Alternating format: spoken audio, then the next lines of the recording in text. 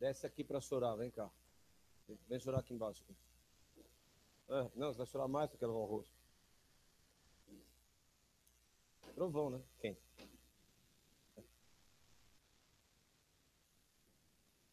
Olha, preste muita atenção. Eu estava ali dentro,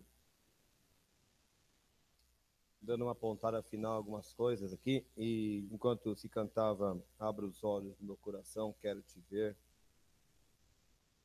exaltado e, como é que é? Exaltado e bem alto. Que mais? Brilhando a luz da tua glória, né? E se Deus abrisse os nossos olhos e nós o víssemos agora, exaltado e bem alto. Que a gente canta, né? E se Deus abrisse os nossos olhos agora, e se nós pudéssemos ver agora Deus em sua glória, como Isaías viu, exaltado e bem alto, brilhando a luz da sua glória. Qual seria a nossa reação? A reação de Isaías foi falar, ai de mim, tô lascado. A gente canta, se pedirmos, Jesus virá, mais?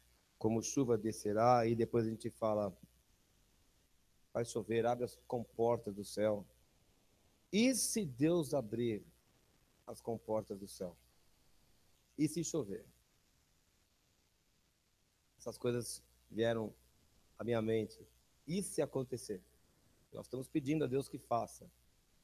E uma das coisas que a gente aprende sobre o Senhor é que quando a gente pede, Ele responde.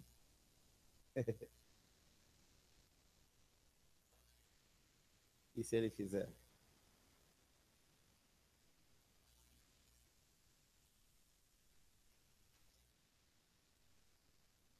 Glória a Deus. Estamos aqui em 1 João capítulo 2, só para lembrar algumas coisas. Fico pensando, né? Fico pensando assim. 1 João capítulo 2. Eu falei com você, Lucas, que eu falei no grupo, né? Eu achei muito legal, Abra os olhos, porque era uma coisa que estava passando na minha mente naquele momento quando eu li a mensagem. Acho que Deus deu uma outra direção, mas está dentro do contexto tudo isso aí. Achei muito, muito apropriado. 1 João 2, versículos 12 a 14. Eu gosto de repetir textos para a gente aprender bastante, né? Filhinhos, eu vos escrevo porque os vossos pecados são perdoados por causa do seu nome. Pais, eu vos escrevo porque conheceis aquele que existe desde o princípio. Jovens, eu vos escrevo porque tendes vencido o maligno. Filhinhos, eu vos escrevi porque conheceis o Pai. Pais, eu vos escrevi porque conheceis aquele que existe desde o princípio.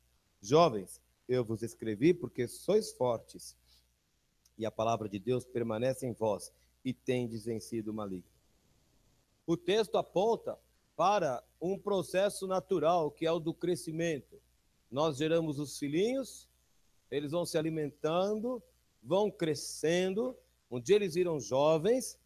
É muito bom quando eles viram jovens, porque já nós, nessa idade, pedimos que os jovens se abaixem e peguem as coisas do chão, que eles subam em cima da cadeira e troquem a lâmpada, e façam outras coisas que na nossa idade nós não temos mais condição de fazer. E os jovens, então, empenham toda a sua força para realizar as tarefas. Isso não é aproveitar dos outros, é aproveitar o que cada um tem de melhor para fazer. Porque se tem uma idade em que a gente tem que fazer as coisas é quando a gente é jovem. As coisas de Deus, claro. Estamos falando das coisas de Deus, né? Muito bem. E depois nós chegamos à maturidade, quando a gente começa a gerar filhos novamente, né? Mas aquela pessoa que é madura é aquela que já experimentou, que já passou por várias fases e que sempre tem alguma coisa para dizer para os outros, porque já teve a experiência. E eu vou então com vocês ao capítulo 18 de Mateus. Se você quiser me acompanhar, Mateus capítulo 18. Eu estava lendo livros, né? De vez em quando eu leio alguma coisa, quando sobra um tempinho, mas é bem um tempinho mesmo ultimamente. E de repente, lendo ali, eu notei, quer dizer, eu notei, né? Alguém escreveu no livro uma coisa que eu não tinha notado, então estou trazendo para vocês aí. Naquela hora, versículo 1, aproximaram-se de Jesus os discípulos e perguntaram, quem é porventura o maior no reino dos céus? E o que Jesus fez? Jesus colocou uma criança no meio deles e disse: em verdade vos digo que, se não vos converterdes e não vos tornardes como crianças, de modo algum entrareis no reino dos céus. Portanto, aquele que se humilhar como esta criança, esse é o maior no reino dos céus. Eu nunca tinha reparado que o versículo 3 fala sobre entrar no reino dos céus, e o versículo 4 fala sobre ser o maior no reino dos céus. Uma coisa é a gente entrar na família de Deus. E para isso temos que ser como crianças. O que vem à sua mente quando Jesus diz que devemos ser como crianças? Levante algumas ideias aí. Inocência, boa. O que mais? Oi? Obediência. Tem criança que não obedece, mas vamos lá. Oi? Pureza, né? Essa coisa da ingenuidade, que tem a ver com a inocência. O que mais? Simplicidade. O que mais? Credulidade, né? A criança acredita. Falou, ela acredita. Depois a gente descobre, vai crescendo, a gente descobre que as pessoas mentem muito pra gente, mas infelizmente aí a gente para de acreditar em tudo. Identificação. Muito bem. Há uma série de fatores que nos remetem à infância, né? Mas eu gosto de pensar em simplicidade, em credulidade, né? Em ingenuidade, em honestidade. Criança não fica enganando. Ela não gosta, ela faz cara feia. Nunca vou esquecer que... Débora, vou te expor, mas sou muito engraçado. Nós somos, quando a gente está procurando casa para comprar, né? A gente foi visitar uma casa lá perto onde a gente mora, e tinha avisado para a gente, é uma casa com 3 dormitórios e tal, mas assim, o dono tem 8 cachorros. Tudo bem, eu não ia mudar na casa com os cachorros sairiam, não tinha problema de ver a casa com cachorro, né? Mas não sei se a pessoa, ela falou assim, mas a casa tem cheiro de cachorro. Bom, eu já tive cachorro em casa, e cachorro fedido, então eu sei mais ou menos como é que é. Mas o que a gente não imaginava é que os cachorros de fato habitavam a casa, né? Eles ficavam, só tinha um sofá na sala e era dos cachorros. E não eram, assim, pequenos, eram cachorros médios, né? De forma que nem no andar de cima da casa não havia nem assoalho, porque os cachorros faziam tudo pelo meio dos quartos e tudo mais. 8 cachorros que habitavam a casa, né? E a Débora, que devia estar com 7 anos naquela época, assim, no portão da casa, não deu nem pra gente sair, ela falou: pai, eu não quero morar aqui não. Eu falei para ela, no mesmo volume que ela me disse: pode ficar tranquila, filha, a gente não vai morar aqui. E não era só expulsar 8 cachorros, ia ter que derrubar a casa e fazer de novo, aí já não tinha condição, né? Porque era impressionante, José, você não acredita. Eram cachorros morando pela casa e a casa era só deles. E o casal ali no canto, em algum canto ali, né? Enfim.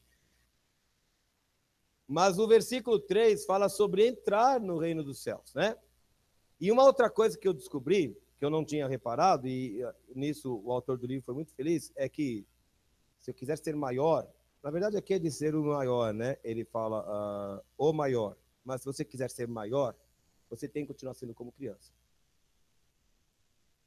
Para aceitar o Senhor Jesus, nós devemos aprender essa coisa da dependência, da fé, da simplicidade, e a gente precisa se desarmar de uma série de coisas que vem à nossa mente. Para crescer nas coisas de Deus não é diferente. Porque esse é um problema nosso. A gente aceita Jesus e tudo que está aqui vira verdade absoluta. Mas aí a gente vai aprendendo, a gente vai lendo, a gente vai frequentando, a gente vai estudando, a gente vai para a internet, a gente vai colecionando, e a nossa cabeça começa a ficar desse tamanho.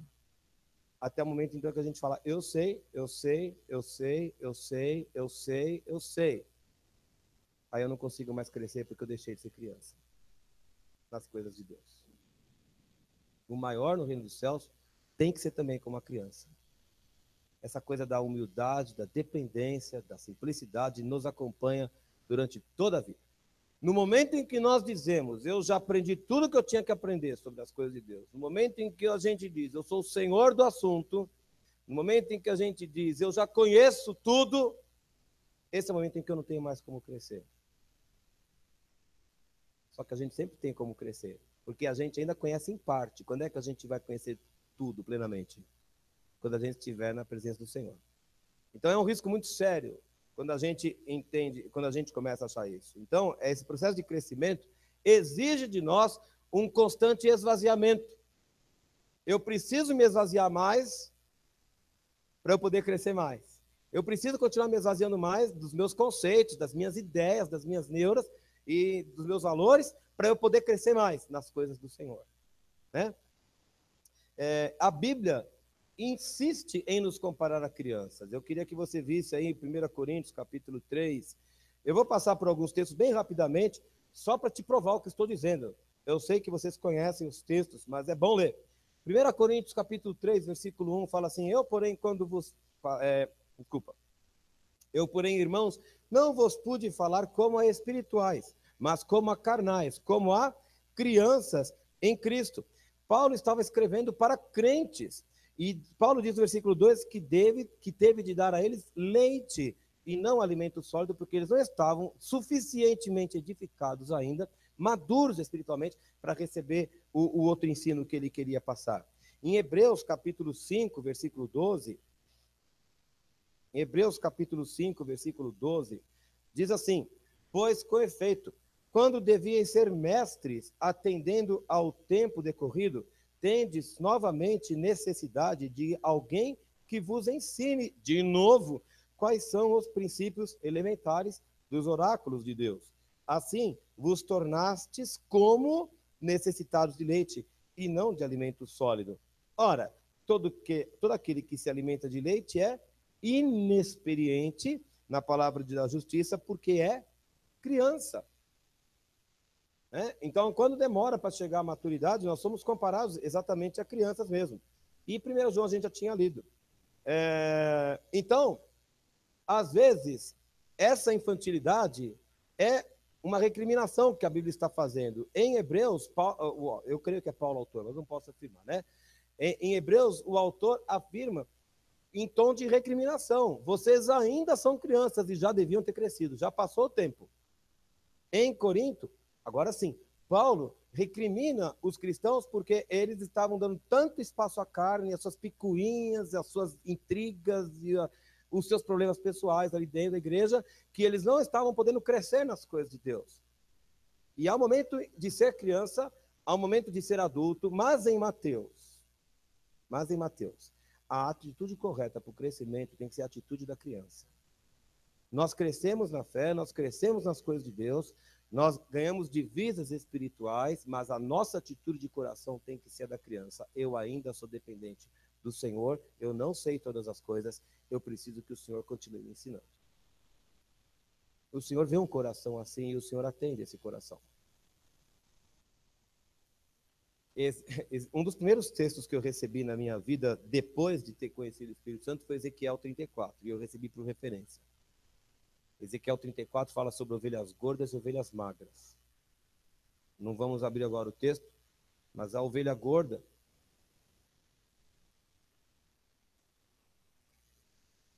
Então, eu vou falar daqui a pouco, peraí. Eu vou falar depois, peraí. Eu vou falar. Bom, basicamente eu estava lá no meu sofá e uma voz falou assim, Ezequiel 34. Eu fui abrir, entendeu? Muito bem. Eu não sei se a voz falou nesse ouvido ou no outro, mas eu ouvi. Aí eu fui lá. Então eu fui em Ezequiel 34. E ali ele falava, a gente estava na igreja do Braz ainda, e eu tinha entendido que as ovelhas magras são aquelas que, ao chegarem à casa do Senhor, não encontram espaço para o crescimento, porque já tem as gordas, que pegam tudo para si. E elas estão há mais tempo, elas são mais fortes, elas sabem mais, elas conhecem mais, elas dominam o pedaço, e elas falam, sai para lá, fica lá longe. E há um grupo que sempre precisa chegar e precisa receber o alimento, mas a gente não vai dar espaço porque somos como ovelhas gordas, que ocupam tudo e têm a primazia. A Bíblia fala que o Senhor vai fazer julgamento entre ovelhas e ovelhas. E é o Senhor quem vai fazer. Não é pastor nenhum que faz, não é liderança de igreja, é o Senhor mesmo que julga entre ovelhas e ovelhas. Porque o Senhor exige que nós aprendamos a receber todos e demos o crescimento para todos. Mas então, a ideia sempre é quando o crescimento é bom e quando a gente cresce do jeito errado. A gente cresce do jeito errado quando a gente cresce para os nossos interesses, para formar aqui o nosso núcleo de ovelhas gordas e a gente fecha espaço para as outras. E o Senhor julga isso. E o Senhor é que vê.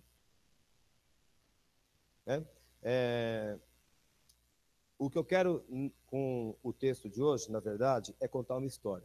Então, tem aqui o pessoal do departamento infantil, e se vocês acharem que eu sirvo para contar história, eu peço que vocês relevem isso tudo. Não sirvo, e se servir também não vou lá em cima contar história. Mas eu vou contar história hoje. Porque, recentemente, um líder evangélico bem importante aqui no Brasil, eu já até comentei isso com vocês, andou dizendo que não é bom a gente ficar se apegando muito às biografias dos homens de Deus, porque nós temos a tendência a achar que aquilo tudo tem que acontecer na nossa vida, e Deus não vai fazer comigo como ele fez com John Wesley, por exemplo. Tá, eu entendo isso. Mas o que você me diz do discurso de Estevão em Atos? Me conta. Alguém lembra um pouco do discurso de Estevão, quando ele foi interrogado sobre os milagres que ele estava fazendo? Alguém lembra como é que foi o discurso dele? Ele começou de Abraão e foi contando toda a história. Só, e não foi o único. Então, embora a gente não deva achar que a biografia da Glaucia vai ser igual à sua, ou a minha vai ser igual à sua vai ser igual à minha, a gente tem que entender que Deus é sempre o mesmo. E o que Deus faz na vida das pessoas, Deus continua fazendo. Ele pode não fazer igual, mas ele continua fazendo a obra dele. E eu quero isso. E eu quero isso. Eu quero que a obra que Deus começou a fazer em outras pessoas, Deus continue fazendo na gente, no nosso meio. Eu quero mais. Eu quero que a obra que Deus começou a fazer em nosso meio, Deus continue fazendo. Porque Deus tem uma história com você também. Você tem uma história com Jesus. Ou não tem? Um dia eu espero que você tenha a ousadia de dizer para qualquer incrédulo, amigo, parente, colega, de onde for, que você possa um dia dizer para ele: olha para mim, como Pedro falou. E não olha para o pastor Dicrã, olha para o José, olha para a pastora Silvia. Olha para mim. Fala aí. Fica em pé. O Edu quer vender camiseta, gente. Olha lá. Seja meu imitador. Seja meu imitador. Olha para mim. Viu? Imitem o trovão e compre a camiseta. Não, era outra história. Eu vou contar a história, então, de um pastor que era... Isso na década de 90, tá, gente? É tudo meio velho aqui, mas funciona. Impossível não rir com isso. Eu vou contar a história de um pastor que, quando escreveu o livro, já tinha pelo menos... Ou, quando teve experiências que eu vou narrar, já tinha 10 anos como professor de Velho Testamento no Seminário Teológico de Dallas. Naquela época, ele já tinha uma igreja há 7 anos. A igreja dele devia ter, pelo que eu deduzi aqui da leitura, cerca de 300 membros. Não era um sujeito ingênuo, não era um novato de escrituras, ele era professor de seminário. Né? O nome dele é Jack Deere, alguma coisa assim. Né? E ele conta em sua biografia que ele era um devoto estudioso da palavra de Deus. E ele entendia que os grandes problemas da humanidade só podem ser resolvidos pelo estudo minucioso das Escrituras. Tudo ele tinha de resolver através do estudo das Escrituras, porque ele era um professor de Bíblia, e eu posso compreender isso. Então, a partir daqueles estudos, ele formou um sistema teológico que, nas palavras dele, não dava muito espaço para o agir de Deus, porque ele compreendia que Deus tinha agido muito no Velho e no Novo Testamento, mas parece que Deus tinha deixado agora o barco correr sozinho a partir do impulso que Deus havia dado com o seu agir, com o seu mover. Então Deus entrega assim, e parece que foi uma decisão de Deus e que Deus preferia que as coisas fossem assim. Ele inclusive achava que Deus só respondia a certos tipos de oração e não a outros. Mas ele era um professor de seminário, ele devia saber o que estava dizendo. Ele devia ter os argumentos bíblicos para defender essas hipóteses. Ele era sensacionista. Os mais tradicionais sabem do que eu estou falando. Os sensacionistas pregavam que os dons do Espírito Santo tinham acabado quando morreu o último dos apóstolos. Eu não sei qual foi o último a morrer, mas seja quem for, quando ele morreu, acabaram-se os dons. E eles entendiam que os dons, ou eles entendem, porque ainda existem muitos sensacionistas, eles entendiam que os dons tinham morrido porque não havia mais necessidade de Deus agir por meio dos dons, porque a Bíblia já estava toda escrita, e se você já tem toda a revelação aqui, você não precisa de mais nada além dela. Então ele conta que ele jamais havia visto um milagre de cura, por exemplo, ou qualquer outro milagre. O único milagre que ele havia presenciado é o da salvação, e eu concordo com ele. Não há milagre maior do que uma vida ser salva. Sabe? Se você encontrar aqui olhos brotando no cego, dedo crescendo na mão, isso tudo é espetacular, mas nada se compara a uma alma reconhecer seu estado e ser transformada pelo poder de Jesus. Amém? Concordamos nisso? Então ele entendia que essa falta de ação bíblica que você via até Atos era plenamente justificável. Então quando alguém falava, tive um sonho, tive uma revelação, recebi por referência, ele confessa que ele sentia náuseas. Só de ouvir alguém falar assim, não, Deus falou comigo. Ele achava que era uma presunção da pessoa, né? Uma blasfêmia. Como é que um humano normal como eu me atrevo a dizer que Deus falou comigo? Que Deus falou comigo em sonho? Que Deus falou, sei lá, com uma visão, que você viu aí um leão andando? Isso não pode acontecer. Então, no ano de 84, ele passou o ano na Alemanha, e ele estava estudando. A minha pregação é esse testemunho, viu? A minha pregação hoje é o testemunho. Mas eu vi tantos pontos de contato entre o testemunho e coisas que eu ainda ouço e que eu vejo, e pode ser que seja útil para você, e pode ser que seja útil para essa igreja aqui. Quando chegou o ano de 84, ele foi à Alemanha passar o ano estudando ali com a sua esposa. E enquanto ele fazia os cursos, a mulher dele saía de casa e passava 2 horas numa colina, lá no monte ali perto. O que você vai fazer lá? Eu vou orar. E era hábito dela subir no monte e ficar orando. Ele conta que ele jamais perguntou por que ela orava ou o que ela estava pedindo a Deus, mas ele sabia que ela, presta atenção, ela sentia que a paixão dele por Deus tinha diminuído, embora ele dissesse que não. Essa é uma das primeiras coisas que acontecem com a gente. A gente fica tão cheio de Bíblia que a gente confunde conhecimento bíblico com paixão por Deus. Eu não estou falando que você não deva ter conhecimento bíblico. Eu estou falando, não confunda uma coisa com a outra. Quando a gente entende que o nosso conhecimento bíblico é a nossa paixão, Deus ainda não vai dividir a glória dele com ninguém, nem com o livro da Bíblia. A glória dele é a glória dele. Embora ele tenha ditado a Bíblia. E ela saía para orar. Mas ela sentia isso, a paixão dele foi diminuindo. Aí depois desse ano eles voltaram para os Estados Unidos. E no ano de 86, a liderança da igreja resolveu fazer uma conferência. Era na época de primavera, mês de abril, eles faziam sempre uma conferência ali. E eles decidiram convidar um doutor, ele era médico, psiquiatra e era conferencista, chamado John White. Grava o nome aí, viu? John White, Jack Deere, e vamos aí. Jack Deere, então, é o homem do testemunho, John White era o pregador convidado. Ele era um homem que havia escrito pelo menos 15 livros, inclusive eram livros que ele já havia lido, a esposa havia lido, e eles adotavam os livros na escola dominical da igreja. Era um homem cuja doutrina ele defendia e confiava plenamente. Muito difícil fazer contato com aquele homem, ele era muito ocupado, de forma que quando eles mandaram o primeiro e-mail, alguma coisa assim, convite, houve uma negativa imediata. Ele não se conformou, ele não sabe porque ele não se conformou, e no mês de abril, então ele escreveu para o cara: eu sou o pastor fulano de tal, você não me conhece, mas eu queria tanto que você viesse pregar em nossa igreja, fazer uma conferência. E em janeiro de 86, 4 meses antes da conferência, do nada, o homem resolveu ligar para ele. Não era comum John White fazer isso, mas John White sentiu que devia ligar e falou: Jack, aqui é John, e eu acho que eu posso fazer as conferências na sua data. Que bom que você pode, eu quero fazer aqui uma conferência, 4 pregações ou 4 palestras. O que você está escrevendo atualmente? O que você está pesquisando?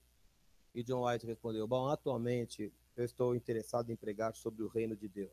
Uau! Era tudo o que ele queria. Alguém vai pregar sobre o reino de Deus na nossa igreja. Vai ser uma conferência profética. E eu penso mais, eu acho que o primeiro tema que eu queria trabalhar seria, ele falou assim: quando eu penso no reino de Deus, eu penso na autoridade de Cristo sobre todas as coisas. Vocês concordam com isso? Amém? E ele falou assim, então, a primeira coisa que eu gostaria de pregar é a autoridade de Cristo sobre as tentações. Bom, muito bom. Quem é que não tem tentação? Precisa saber que em Jesus você tem autoridade para vencê-las. Segundo tema, eu quero pregar sobre a autoridade de Cristo sobre o pecado. Ótimo, ótimo. Em Jesus eu posso encontrar vitória sobre os meus pecados. Vá em frente. Go ahead. Viu, Nenê? Você traduziu aí? Aí ele falou assim, bom, meu terceiro tema seria a autoridade de Cristo sobre os demônios.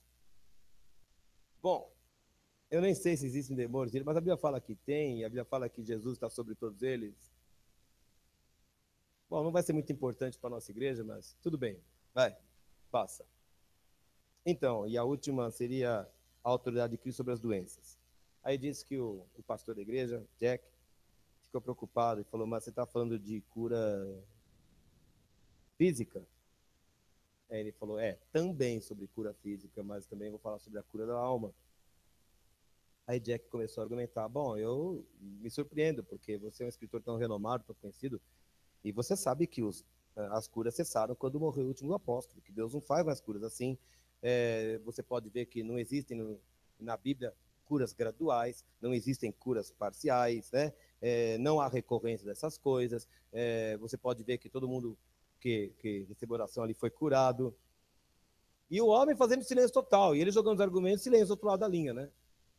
De repente, então, o John White fala assim, você acha mesmo que presta atenção na pergunta, você acha que toda instância em que os apóstolos oraram por alguém ficou registrada nas Escrituras? Responda você. Você acha que a Bíblia registra todas as vezes que alguém orou? Óbvio que não. Então ele veio com a segunda pergunta. Não é possível que eles tenham orado por alguém e esse alguém não tenha sido curado e apenas a Bíblia não registrou? É possível que um dia Pedro tenha orado e alguém não tenha sido curado? E só porque não está na Bíblia quer dizer que toda vez que eles oraram, todo mundo foi curado? E aí o professor do seminário ficou envergonhadíssimo, porque, na verdade, ele se baseou num argumento chamado argumento do silêncio. Que os intérpretes da Bíblia dizem que se não está escrito, então não aconteceu. Tem alguém que faz assim, igualzinho lá na escola. Eu tenho 2 alunos que fazem assim, muito engraçado. Só que um pouco mais alto. E ele falou, caramba, eu sempre disse para os meus alunos, não façam isso. E agora, quando ele menos percebia, ele estava usando mão do argumento do silêncio. O argumento do silêncio funciona mais ou menos assim. Alguém pode falar assim, olha, eu não preciso falar em línguas porque Jesus nunca falou em línguas. É mesmo? Só porque a Bíblia diz que Jesus... Não, só porque a Bíblia não diz que Jesus falou em línguas, quer dizer que ele não falou?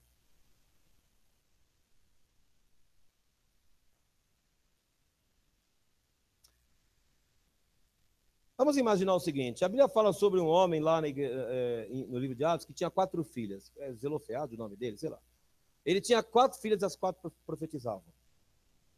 A filha, sei lá. Na exceção do Velho Testamento, que não tinha herdeiro. Então, tinha um homem lá com 4 filhas que profetizavam. Isso me permite dizer que Pedro não teve herdeiros que profetizassem? Porque a Bíblia não fala nada sobre filhos de Pedro. Eu sei que Pedro tinha uma sogra. E Paulo diz que Pedro se fazia acompanhar por uma irmã. Ele era casado.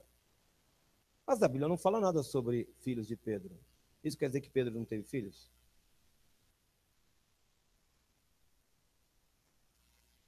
Nós podemos afirmar que os filhos de Pedro, se é que eles existiram, nunca tenham sido servos de Deus, nunca tenham operado no poder do Espírito Santo, só porque a Bíblia não diz?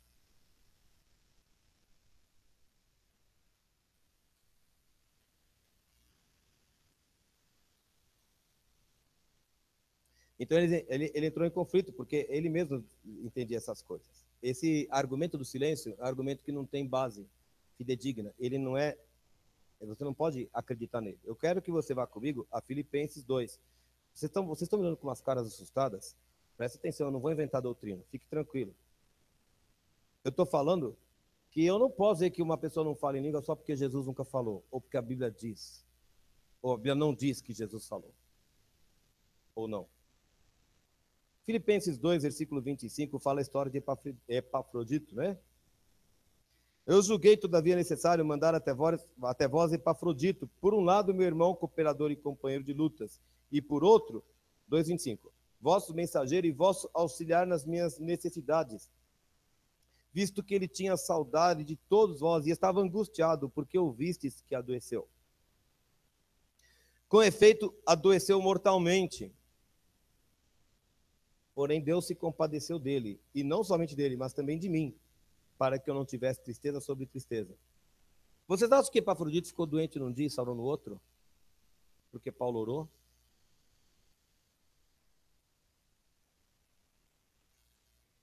Ao ponto de Paulo desanimar. O sofrimento, a doença de Epafrodito foi de tal ordem que Paulo estava triste. Ora, se ele tivesse orado na primeira vez e tivesse acontecido a cura, não haveria necessidade de tanta tristeza.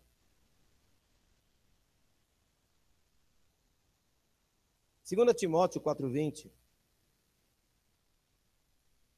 2 Timóteo 4,20. Erasto ficou em Corinto. Quanto a Trófimo, deixei-o doente em Mileto. Então, Paulo deixou Trófimo doente em Mileto porque... Será que o dom de cura abandonou Paulo? Porque em Atos as pessoas queriam o lenço de Paulo. O lenço. E colocavam sobre os enfermos. Paulo perdeu o dom de cura de repente? Ou será que nem sempre Deus atendia as orações de cura de Paulo?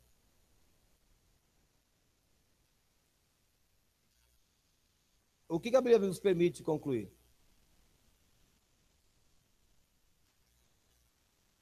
Que ela não registra que todas as orações feitas foram atendidas.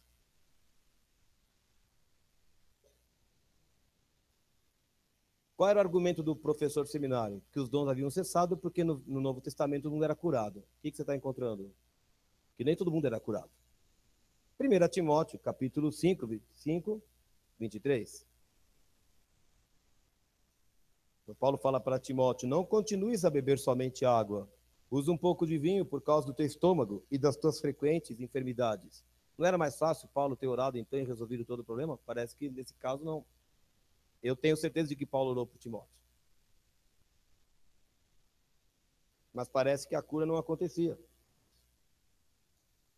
E aí, no final, o Dr. White deu 2 testemunhos de cura que ele presenciou. De uma menina que havia, acho que da Malásia, que tinha umas feridas na pele, e uma outra pessoa que foi curada nos ossos. O pastor da igreja ficou diante dessa conversa, isso foi uma conversa telefônica. Diante dessa conversa, ele chegou a 2 possíveis conclusões. Ou o pastor, ou John White está mentindo para mim, ou eu tenho que rever meus conceitos. Mas lembre-se, a mulher dele já achava que alguma coisa tinha se esfriado no coração desse homem, embora ele conhecesse muito da Bíblia. Ou John White está mentindo, ou Jack Deere está equivocado em alguns conceitos bíblicos. E ele pensou assim, por que razão ele ia mentir para mim? Sou eu que estou convidando para vir aqui? Ele não foi ele que se ofereceu? Ele não precisa mentir. Então, por fim, ele falou, tudo bem, pode pregar sobre cura. Tem um detalhe, Jack. Se eu for pregar aí sobre cura, eu quero orar pelos enfermos que houver na igreja. Agora é demais, né? Vai orar na frente? Ah, não. Ora numa sala depois, né? Tem que orar na frente do mundo. Mas ele entendeu assim, bom, se eu não deixar, ele não vem. Tá bom, pode orar, a gente vê o que a gente faz, só que eu vou ter que conversar com a liderança da igreja. É bom quando você tem uma liderança, porque você não precisa nunca tomar decisão sozinho, entendeu? Você abre culpa dos outros. Né? Muito bem. Então ele convocou a liderança da igreja. Houve uma longa discussão. Vamos lá. Quem desconfia qual foi o principal argumento usado pela liderança para se opor à vinda do pregador? Oi? Bom, sim. Mas não porque ele rebateu os argumentos. Vamos lá. E se não? Muito bom. Mas não foi esse também. Pense como líder. Pense você como líder. O que vai acontecer? Jack, não faça isso, vai dividir a igreja. Você vai dividir a igreja. Haverá aqueles que vão abraçar a doutrina e vão embora para outro lugar. Aqueles que vão ficar aqui, ou nós vamos embora, que nós vamos acreditar nisso, e vai acontecer um problema na igreja. Sabe o que ele falou? É por isso mesmo que nós vamos trazer. Ele falou desse jeito. Escuta isso. Essa igreja foi formada com um punhado de gente. Se ela se dividir, a gente começa com outro punhado. Não tem importância.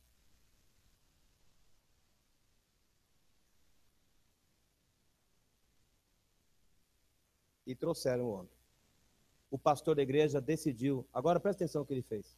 Naqueles 4 meses, até abril, de janeiro a abril, ele se dedicou a estudar o assunto de curas na Bíblia. Palavras dele, entre aspas, aqui. Ele decidiu fazer estudo de mente aberta e franca. Porque o nosso problema é esse, que a gente vira ovelha gorda. E a gente põe, porque eu ouvi lá não sei aonde, porque eu ouvi aquele pastor lá de Atibaia, porque eu ouvi aquele outro livro que eu vi, porque aquele outro não sei da onde. E eu me encho com essas coisas e eu falo, eu não tenho mais nada para aprender, porque o que eu tinha que aprender já foi feito. E ele, que era mestre, decidiu, vou estudar a Bíblia. E sabe o que ele reconheceu? Pasmem. Ele disse que, ele reconheceu que durante toda a vida ele se apoiou nos ensinamentos de outros homens e não no estudo que ele fez das Escrituras. Porque o nosso problema, muitas vezes, é que a gente vai ler o que o outro escreveu. E a gente defende o que o outro escreveu. Vai você ler a Bíblia. E deixa Jesus falar com o teu coração. E ele falou, vou estudar de mente aberta e franca. E ele reconhece que eram homens brilhantes e que eram homens piedosos. Jamais vamos ser levianos aqui de dizer não eram crentes, eram profetas de Satanás, nada disso. Eram homens piedosos, servos do Senhor, mas vamos ser honestos, enquanto humanos, nenhum de nós tem toda a revelação das Escrituras. Nenhum de nós tem. Nenhum de nós tem. A revelação completa das Escrituras é o Espírito Santo que tem. E eu particularmente creio que ele não entrega tudo para uma pessoa só, exatamente que a pessoa não se ensoberbeça e não forme o seu nicho. E nós precisamos continuar dependendo de outros. Por isso que é um corpo, a igreja do Senhor na terra. Essa é uma opinião pessoal. Essa é uma opinião pessoal. E aí então, ele entendeu que todos os argumentos que ele defendia sobre sensacionismo não eram da Bíblia, eram de outras pessoas que andam lendo. Após 3 meses de estudo, conclusão. Isso, encosta a porta para mim, Adriana, obrigado. Após 3 meses de estudo, a conclusão. Em nenhum momento a Bíblia afirma que os dons cessaram. A Bíblia nunca afirmou isso. E aí ele compreendeu que se não cessaram, Deus continua curando. E Deus continua falando. E se Deus está falando, o nosso papel é ouvir, que significa atender. Ponto. Quando houve a conferência, então, 300 pessoas lotavam o espaço ali, e ele, as primeiras conferências foram naturalmente tranquilas. Quando chegou a 4ª e fatídica conferência, o Dr. White, como havia dito, chamou aqueles que quisessem ser curados na alma ou no corpo. E o pastor ficou estupefato quando viu 1/3 da igreja se levantar e correr para frente. As pessoas iam correndo assim. Obrigado, Derlan. As pessoas foram correndo. Vamos lá. Você vê um monte de gente chegar lá na frente, correndo e chorando. O que você vai pensar? Primeira coisa a pensar. Emocionalismo barato. Pessoal aí, tudo da alma. Ele pensou também. Mas aí, ele analisou tudo o que ele havia visto naquele dia. O Dr. White, em nenhum momento, usou retórica emotiva. O Dr. White havia um momento de perguntas ao final de cada palestra. O Dr. White foi duramente questionado pelas lideranças da própria igreja. Foram perguntas contundentes, difíceis, e em nenhum momento ele perdeu a linha, ou o controle, ou balbuciou. Ele estava absolutamente seguro do que estava falando. Em terceiro lugar, o Dr. White não fez um apelo emotivo, nem tinha música tocando no fundo.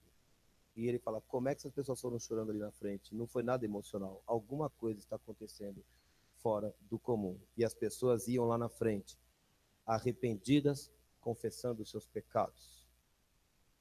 Aquelas pessoas manifestavam sinceridade, manifestavam a coragem de dizer o que estava errado na vida delas, elas manifestavam honestidade, e Jack Deere compreendeu que a igreja dele estava passando por um reavivamento. A gente pede sempre a presença do Espírito Santo. Por isso que eu te falei, eu quero te ver, eu quero te ver, eu quero te ver. E se o Senhor abrir os nossos olhos, o que vai acontecer aqui? Porque quando Isaías viu, ele se curvou e falou, tenha misericórdia de mim. Quando o Espírito Santo começa a visitar uma casa, a primeira coisa que acontece é que todo mundo sente um temor, um arrependimento inexplicável. A igreja do Brás não foi diferente. Eu estava lá naquele culto. Eu estava lá no piano, tocando só para o Espírito de Deus. Eu lembro qual era a música que eu tocava. E as pessoas iam na frente e começavam a ajoelhar e a chorar. Você estava lá, Glaucia, você estava lá ajoelhado. O José estava lá ajoelhado no canto, perto da parede ali. A primeira coisa que brota é um sentimento de arrependimento que a gente não sabe de onde vem. Priscila estava lá também. Quando o Haroldo conta do reavivamento que houve lá no Eton College, que o culto teve mais de 25 horas, 30 horas de culto, ele já contou essa história aqui. Já pensou um culto de 30 horas? No seminário? Mas por que aconteceu aquilo? Porque o seminarista levantou e falou, eu preciso contar. Vocês acham que eu sou esse modelo, que eu sou isso, mas minha vida não é nada disso. Minha vida é um pá, pá, pá, pá. E ele começou a confessar o que ele era. E dali a pouco estavam todos ali em fila contando o que havia de errado na vida deles. E foi a turma que mais mandou missionários pelo mundo afora. Nunca aconteceu de um seminário mandar tanto missionário para pregar o evangelho, como aquela turma que foi tomada pelo poder de Deus. Haroldo Reimer estava lá no meio deles. Ele conta a história. Quem? O seu Shed também estava no meio daquela turma.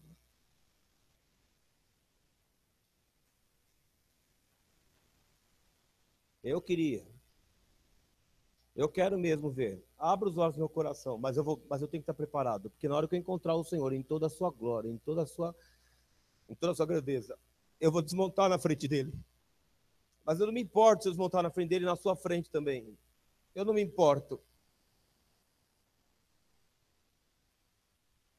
Eu não me importo. O que eu acho que a gente precisa entender é que a gente se gaba tanto de coisas que a gente ouviu, que a gente leu, que a gente entendeu, e a gente fecha o coração para ver o Senhor de novo. E que a gente precisa voltar a ver o Senhor. Eu estou te contando uma história que não foi um crente, não estou fazendo pouco caso dos crentes, eu estou falando de uma pessoa que era professor de seminário fazia 10 anos, não era uma criancinha. Ah, é porque ele é novo, porque ele está empolgado com a novidade. Era um homem que conhecia a Bíblia melhor do que você e eu. Mas ele teve que reconhecer que ele conhecia errado a Bíblia. Não é a Bíblia que estava errada, é o conhecimento que a gente tem dela que é errado.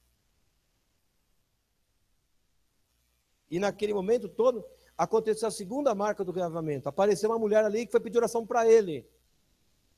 Era uma mulher que ensinava na igreja dele. Era uma mulher, ela tinha algumas necessidades emocionais. Uma das principais necessidades é que ela queria muito ser bem recebida pelas pessoas. Ela se preocupava muito com a opinião que as pessoas tinham acerca dela e fazia de tudo para se manter bem na vista das pessoas. E quando as pessoas são assim, geralmente elas viram manipuladoras. Mas era uma mulher que ensinava na igreja, ela é uma pessoa conhecida, uma mulher leitora da Bíblia. E foi até ele e falou, ora por mim, Contou o problema dele. Ele orou, não aconteceu nada, absolutamente nada, e daqui a pouco ela foi, entrou na fila lá do Dr. White. E quando ela foi, apresentou o problema do Dr. White, ele pôs a mão no queixo dela e falou, olha para cima, você tem um pai. E aí o pastor do lado, essa é uma boa frase, vou usar essa frase na próxima oração. Ele começou a entender que era uma frase de efeito, assim, autoajuda, um negócio assim, entendeu? Foi a primeira impressão que ele teve. Só que, de repente, o pastor John White disse assim, Senhor, se tem alguma coisa nessa mulher que está impedindo de receber sua cura, que se manifeste agora. E aí ele viu uma mulher crente endemoniada na sua igreja. A mulher começou a se chacoalhar para todo lado. E o pastor da igreja não podia acreditar que aquela mulher que ensinava a Bíblia, todo mundo conhecia, tinha um demônio agasalhado. Ela leu tantas coisas, ela esteve em tantos gabinetes, ela recebeu tantos aconselhamentos, ela foi a tantos psicólogos, ela chegou mesmo a ser julgada e mal compreendida por tantos pastores que falavam do caráter dela.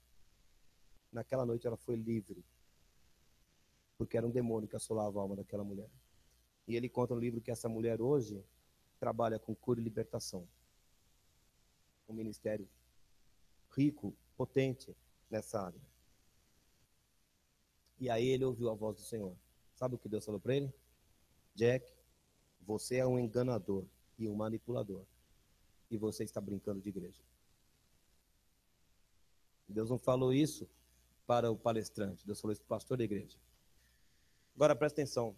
Eu já ouvi Deus falar coisas duras para mim. Eu já ouvi. E sabe de uma coisa? Quando Deus fala duro com a gente, nunca é para desmontar. Quando Deus fala no nosso coração, fala você é isso, você é aquilo. Quando Deus fala, a gente sabe que está falando aqui dentro. Mas a palavra de Deus cura imediatamente. É uma cura que não dá para explicar, não dá para explicar. Mas você sabe que naquele momento, quando Deus está falando você é isso, Ele ao mesmo tempo está te levantando e falando vou te fazer outra coisa. E ele entendeu que Deus estava falando com ele. Aquelas palavras de Deus para Jack não era uma condenação, era um convite. Jack, você tem manipulado a sua igreja. Você está ensinando uma Bíblia rasa. Eu tenho mais para você. E Jack foi atrás. Só que na manhã seguinte era domingo. E tinha culto de manhã. E a primeira coisa que veio à mente dele foi essa. Acabou a conferência, né? E a pergunta é, e agora? O que eu fiz com a minha igreja? Será que eu expus a minha igreja a uma onda de emocionalismo? Será que eu expus a minha igreja a uma porta para demônios agora? Porque apareceu uma endemoniada, pode aparecer um monte. O que eu fiz com essa igreja? O que eu fiz com essa igreja? E aí ele disse que fez uma coisa inédita na vida dele. Ele abriu a Bíblia, pá, e meteu o dedão em cima.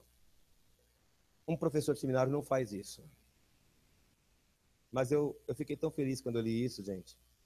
Eu vou te convidar, eu estou terminando, vou te convidar a ler aqui comigo Lucas capítulo 8.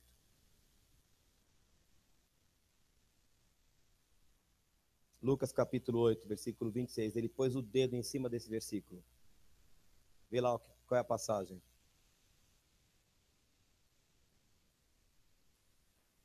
Lucas 8, 26. O que diz lá? Qual é a passagem? Não, qual é o texto? É o endemoniado gadareno. Você conhece a história do endemoniado gadareno? Jesus tinha chegado ali, desembarcou, apareceu aquele homem que andava nu, que ninguém conseguia com ele, dormia no cemitério, nem com correntes, ele quebrava as correntes, era uma coisa louca, né? E aquele homem aparece diante de Jesus, ele morava no meio do cemitério, e quando viu Jesus, os demônios se curvaram, né? E começaram a adorar, que tenho eu contigo, Jesus, e tal. E Jesus disse ao espírito imundo que saísse do homem, né? E aí ele perguntou qual é o teu nome, e aí ficou sabendo que havia uma legião de demônios naquele homem, e pediram que não o mandassem para o abismo. E aí então Jesus ordena que eles, não sei porquê, os demônios pediram que Jesus os enviasse aos porcos. Você reclamou domingo porque alguém estava determinando cura aqui, pois os demônios pediram para ir para o porco e Jesus deixou. Ponto.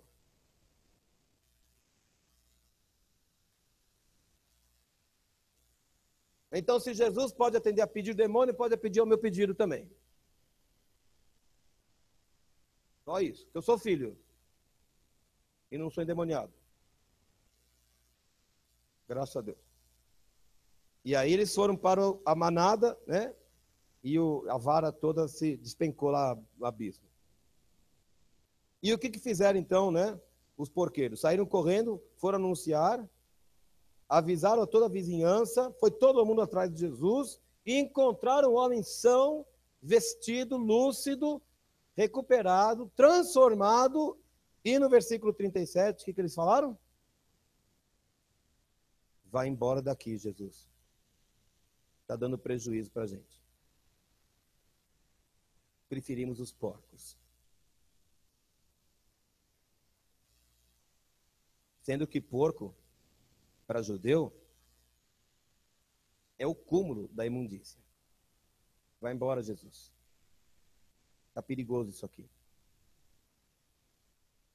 Sabe o que Deus falou para Jack Deere? Você está fazendo igual. Sabe o que me deixou emocionado ontem quando eu li isso? Quando eu recebi o Espírito Santo, num domingo pela manhã, sentado na sala da minha casa, eu abri a Bíblia ao acaso e caí nessa passagem. Em Mateus. Eu acho que fala lá em Mateus. Mas caiu essa passagem. E quando eu li, eu tive o mesmo entendimento. Jesus curou uma pessoa que era um estorvo na sociedade. Era um estorvo. Era um irrecuperável. Mas não, dá muito trabalho. É muito escandaloso e eu prefiro os porcos. Então fiquem com os porcos. E com os demônios também. E aquele pastor, naquele dia, resolveu avisar sua congregação que nos finais dos cultos, após dispensar a igreja toda, eles orariam pelos enfermos, porque eles tinham entendido que Deus manda orar pelos enfermos. Nos moldes de Tiago 5, que fala para os presbíteros ungirem com óleo e tal. E então acabava o culto, o pessoal ia embora, ficavam os enfermos, eles iam orando. Aconteceu então que apareceu uma mulher que tinha um aneurisma. A mulher apareceu no domingo e ela seria operada na quinta-feira do aneurisma. Ela ia passar por um exame na quarta, exame pré-operatório, e aí a cirurgia na quinta. O pastor e 2 ou 3 presbíteros foram visitá-la na segunda-feira seguinte ao domingo. Oraram na casa dela. Ninguém viu nada, mas eles sentiram a presença de Deus ali enquanto eles oravam. E foram embora. Quarta-feira, à tarde, a mulher liga para ele. Pastor, sabe aquele aneurisma? Aham. Então, desapareceu.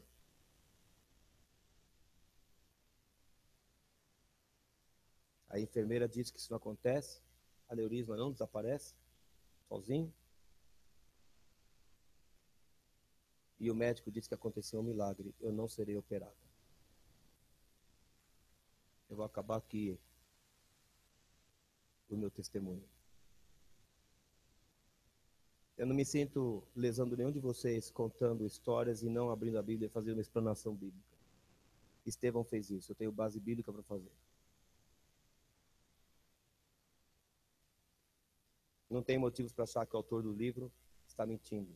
Ele publica um livro, o mundo todo lê. Ele está contando a história dele. E acho tantos pontos de contato nas nossas histórias com o estudo. Mas eu quero dizer isso. Faça chover mesmo. Faça chover. Abra as comportas e faça chover o que o Senhor queira aqui dentro. E eu não vou colocar limites, porque eu não vou jamais supor que eu sei todas as coisas das Escrituras e que eu sei o que Deus pode e o que Deus não pode fazer. Eu não vou fazer isso. Deus não me dá esse direito. Deus não dá esse direito a nenhum de nós. E que nós sejamos mais humildes na presença de Deus, para entender que Deus faz o que Ele quer, mas a gente tem o direito de pedir. Mas a gente tem o dever de pedir. A gente tem o dever de pedir. E eu vou pedir mesmo que Deus abra os olhos dos nossos corações. E que nós aprendamos a ver Jesus em sua glória. E que nós aprendamos a ver Jesus em toda a sua formosura, em toda a sua glória, em todo o seu poder, em toda a sua autoridade. Só que isso vai se manifestar através das coisas que Ele vai fazer aqui no meio. E se Ele quiser encher a casa de fumaça, Ele enche também. Ele não precisa, mas Ele pode fazer. Jovens, presta atenção. Velhos, adultos e eu também, que eu não sei nem o que eu sou mais. Quanto mais próximos de Deus estivermos, mais deveremos reconhecer que estamos longe ainda. Quanto mais próximos de Deus estivermos, mais deveremos perceber que há muito a ser mudado em nossas vidas ainda. Quanto mais a luz brilha perto de nós, mais as nossas sujeiras ficam expostas. Todo avivamento começa assim, com esse autoexame que é o Espírito Santo que faz nos nossos corações. E no momento em que a gente fala, isso aqui está bom demais, a gente está bem, esse é o momento que a gente abre os olhos. E pedir, Senhor, tenha misericórdia de nós, porque a gente vai começar a ficar soberbo. Eu não quero ficar soberbo. Segundo o que eu quero dizer, você tem o direito de ouvir a pregação de quem você queira, você tem o direito de ler o livro de quem você quiser. Eu leio vários livros, tenho lido menos hoje porque o tempo não está escasso, mas a Anice sabe, a pilha de livro de pelo menos 25 centímetros do lado do meu criado mudo ali, que eu não consegui ler ainda, está tudo lá em cima tomando poeira. Eu gosto muito de ler essas coisas. Mas nenhum deles é o autor desse livro aqui. O autor desse livro, ele é que manda. Você já foi estudar a Bíblia? Porque eu leio muita coisa, mas eu já li a Bíblia 20 vezes. E ainda não sei nada. Você está se entupindo de quê? Sem ter lido a Bíblia ainda.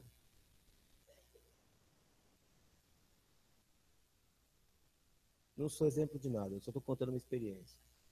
Mas eu queria, não sei, eu anseio por ver as coisas de Deus acontecendo. E não só as curas, eu quero ver as curas e quero ver sabe, o meu anseio é que não só as pessoas sejam curadas, como elas sejam de fato transformadas, os seus libertas completamente. E o que eu espero ver é que vocês, todos nós, na verdade, nos transformemos em tremendos evangelistas e que as pessoas que nos acompanham, que nos rodeiam, que nos cercam, sejam impactadas, porque Deus está conosco e elas não conseguem refutar isso. Em nome de Jesus. Fique em pé, meu querido. Vamos cantar. Abre os olhos no coração. Pode ser o grupo de louvor aqui. Vem cantar de novo, por favor. Vamos pedir a Deus que abra os olhos e que venha sobre nós mesmos. Aleluia.